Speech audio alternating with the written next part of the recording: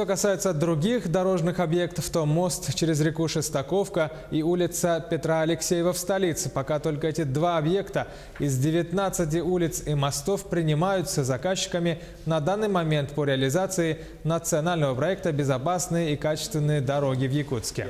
Это было озвучено на совещании у первого зампреда правительства Алексея Колодезникова. Остальные объекты будут приниматься в течение ближайшего времени. Окончательный срок приема мостовых переходов – середина декабря. На данный момент подрядчики завершают работы по благоустройству.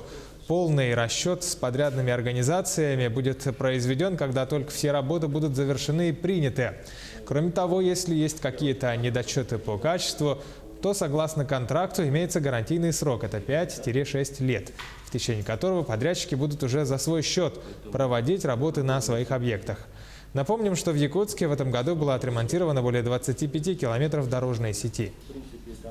Мы на этой неделе примем два объекта. Это мост Шестаковка и Петра Алексеева принимается из 19. По оставшимся 17 объектам у нас идет работа по документации, фактически физике работы довыполняется по освещению работы, устанавливаются шкафы и светильники.